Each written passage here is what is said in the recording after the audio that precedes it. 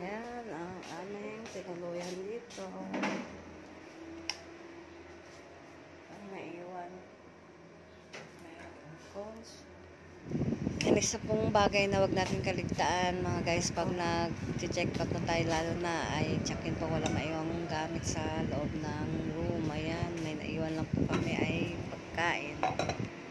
Ang aga namin nag-check out mga guys dito sa Hotel Blossom sa natatagpuan sa Legazpi City. Ang affordable na hotel na ito na pwede nyo stayan habang nasa Bicol pa kayo mga guys, at pagayap kami ng aga pa Metro Manila.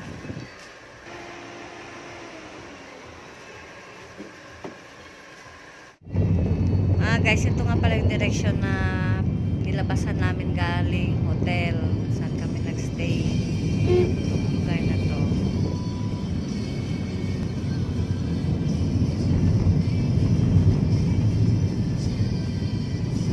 Lapit din pa ang daraga. Pero albay pa rin siya, ano.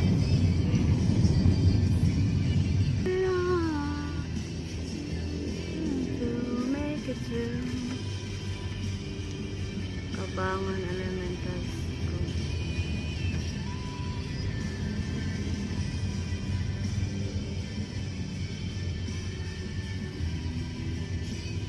Bayain mo, lapit lang ng Mayon pala sa mga ano, school. Dami rin palang establishment malapit kay Mayon.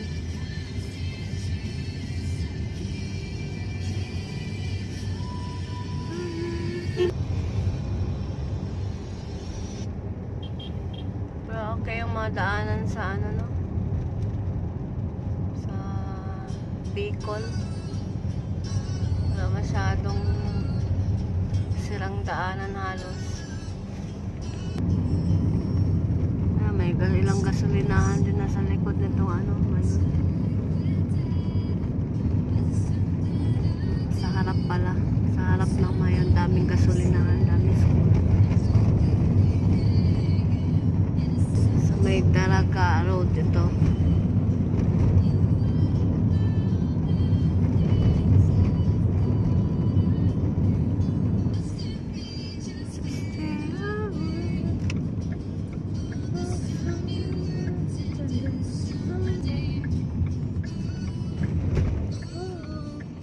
May gasolina sa harap ni Mayon.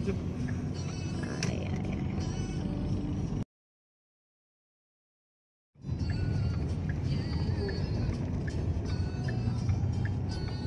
Ay, kabuhan niya.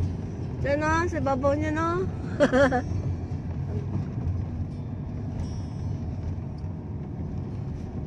Ito. Wow na. Baba na mga turista. Sa Mayon. Hello guys, uli ako. Gala-gala mo sa Mayon. Sarap mahangin.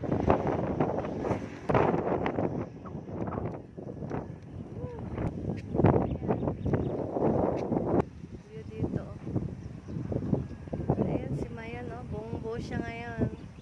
At malinaw na malinaw. Ayan.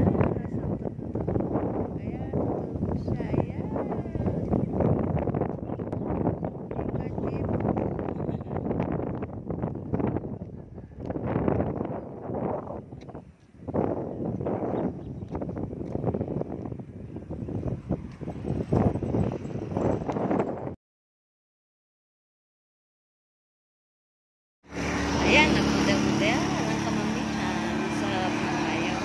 Enjoy na enjoy po siya guys. Tapos na maganda. Kalmado po siya ngayon at malinaw na malinaw yung buong kalangitan at kitang-kita po siya. Yan, kaya ako naman ay na-enjoy ng gusto. Nag-reels po ako dyan. Ayan, ano pa yung nagagawa Talagang ewan ko ba, feeling younger talaga ako. Feeling bagets talaga ako pag nasa nature po ako na magandang view. Enjoy na enjoy po ako.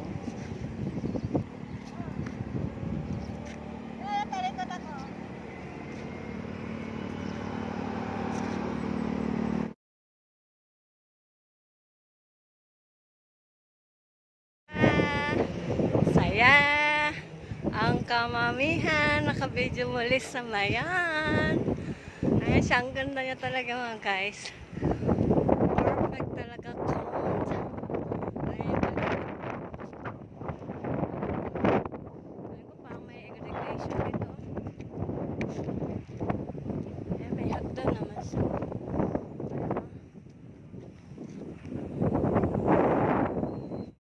Guys, perfectly nagpuna ko ng video ang mayan.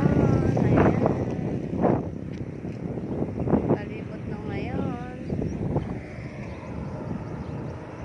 Ayan, may dumadaan. Parang mayroon siyang irrigation. Oh.